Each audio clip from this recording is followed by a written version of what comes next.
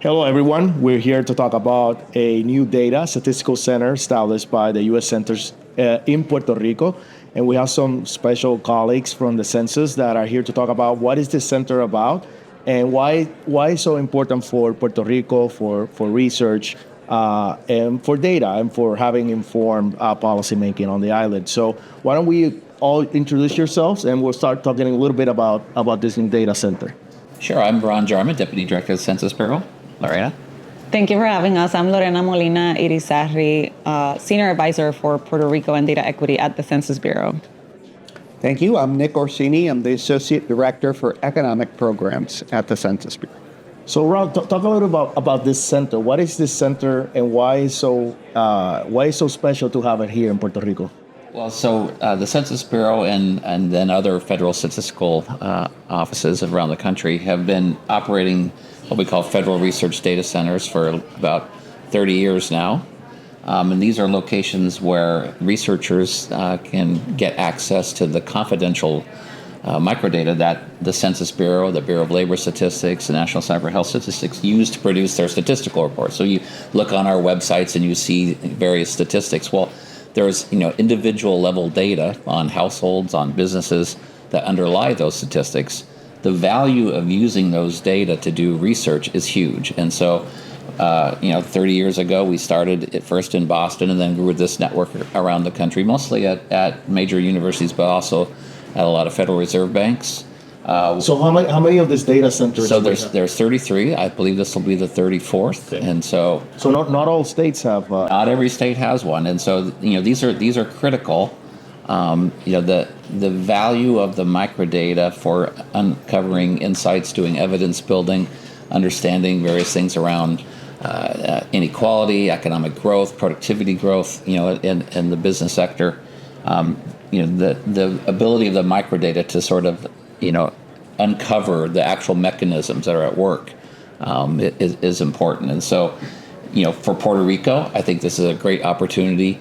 Not only to sort of up the research game in the applied social sciences here in Puerto Rico, but to join this broader network and be part of this community of researchers and scholars and sort of policy wonks, across the country. Great. Lorena, you are from Puerto Rico, and we've been working with the Commerce Department for a while. So why Puerto Rico?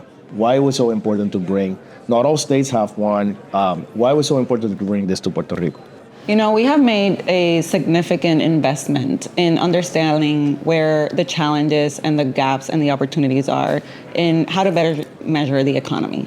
After the earthquakes, hurricanes, a huge amount of dollars coming in for reconstruction and recovery, we want to really understand what is the impact and how to measure it. Also looking at building capacity from within our institutions for a data-driven approach. When we think about policymaking and designing, the future of Puerto Rico, when we think about economic growth, economic development, we need data. Data is a foundation.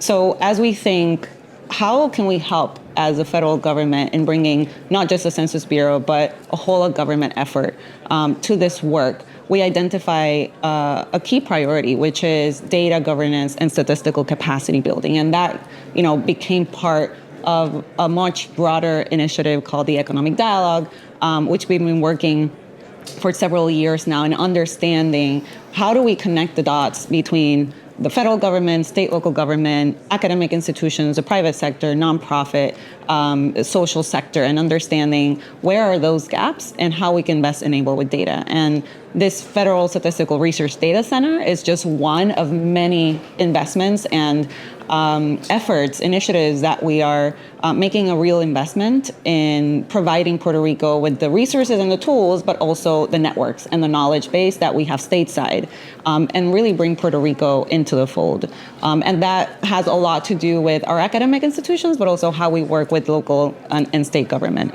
Nick, why don't you talk a little bit about, give me one or two examples of a professor or an NGO benefiting from a center like this, and based on your experience in other places. So just an example, projects could be brought to the center from internal professors, researchers looking to do research, but they could also be brought in by nonprofits or other government agencies. We currently have projects with the Bureau of Economic Analysis, the Bureau of Labor Statistics, and the Census Bureau conducting research on trade and looking at goods and services, imports and exports across different demographic characteristics of importers and exporters. So that's just one example of a project.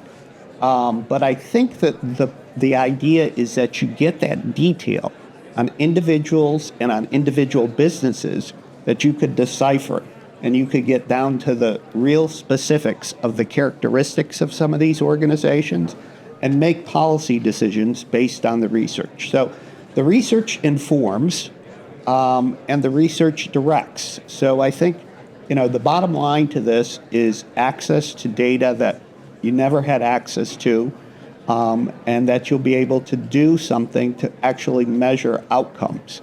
And that's, I think, Great. one of the benefits. So I want to ask the three of you, because you've been to Puerto Rico, you've been talking to stakeholders. Do you see a lot of demand from faculty, from researchers, from stakeholders for more data, more access to data? So how's been your experience engaging with stakeholders, and how you think there's demand and there's motivation to get more data, more research out there based on your conversations with stakeholders? Yeah, obviously the proof will be in the pudding. There's been lots of interest.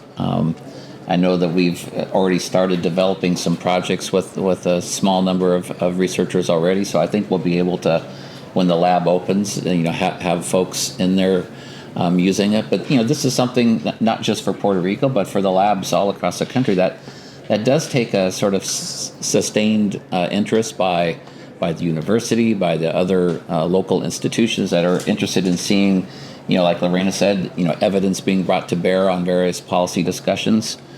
So this is something where this is a partnership between the Census Bureau, the other statistical agencies, and the academic institutions and other organizations in Puerto Rico to make this a success. I think the key thing here is that not only is there interest on the island in Puerto Rico, but I think there's interest stateside in understanding things in Puerto Rico as well. So I suspect that not only will we be able to find a number of researchers here in Puerto Rico, but I think there'll be some folks stateside that'll want it. That's a great point, right? That access there's a lot of people in the diaspora in the States that want to also study what's happening in Puerto Rico, the impact of policies. So it's a sort of a broader network that this. Nick, you were going to ask. And one of the things about the data in the research data center is that it is timely.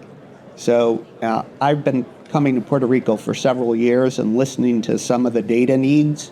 And in many cases, the data is old.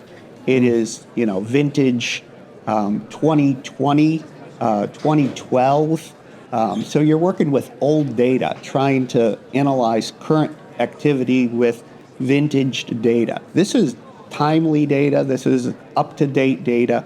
This is as new data as is out there. So that's a good, you're basing decisions on current activity rather than something that happened 10 years ago. That's great. Lorena, so what's been the initial reaction? I mean, you obviously are in touch with a lot of the stakeholders.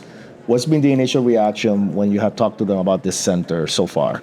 There is a huge level of interest and certainly appetite for not only access to data, but also collaboration across sectors in being able to understand socioeconomic demographic characteristics of Puerto Rico and how society, communities, and businesses have been impacted in the last several years. Moving forward, the FSRDC really provides a pathway and the infrastructure from a data perspective, but also from a collaboration space in a secure environment where we can better measure. Why Puerto Rico, you asked earlier. Puerto Rico has all the characteristics that many rural and underserved areas of the population are in the States. So I see Puerto Rico as this use case, right? If we can solve problems in Puerto Rico, we could potentially extrapolate those learnings and solve many of the similar problems from an economic perspective. in the States. So it's a learning, process that I think could be uncovered, especially with the research that could be applied elsewhere.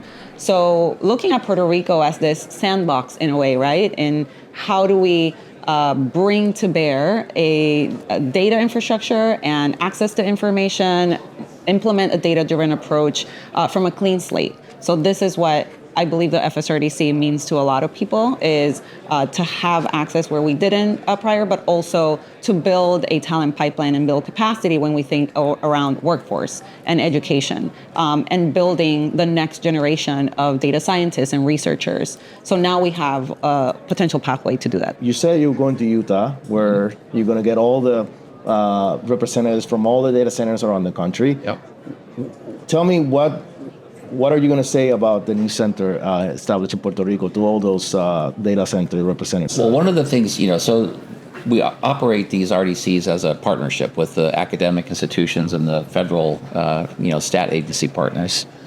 And one of the things that we've been talking collectively as a group is how do we provide more equitable access to data?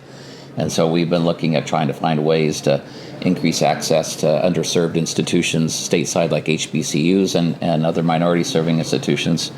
This step that we're taking in Puerto Rico is probably the biggest, most concrete step that we've taken so far in that direction, to sort of move away from the model of all these being at large major universities in the U.S. that have lots of resources and lots of expertise, the sort of capacity that Lorena was just talking about, and sort of transplant some of that capability into other institutions. And so we're really excited to do that, and we hope that this isn't the first one of these things that we do, and we're just really hoping that to see this new center thrive. And be a full part and partner with the rest of the institutions around the country that we partner with. Right. Well, we really appreciate your efforts, your commitment to Puerto Rico, and for having more access to data and nudging for researchers to do more research so we can have more informed discussions about the different policies that affect our residency on the island. So really appreciate your efforts on bringing this center here. You have the commitment of the Oversight Board to make sure that these efforts continue and are sustainable. And we hope that we can have more academics, NGOs getting involved in discussions about policymaking with data and with accurate and current statistical information. So we thank everyone for listening, and we'll keep everyone posted on the next steps on this center over the next couple of months. Thank you.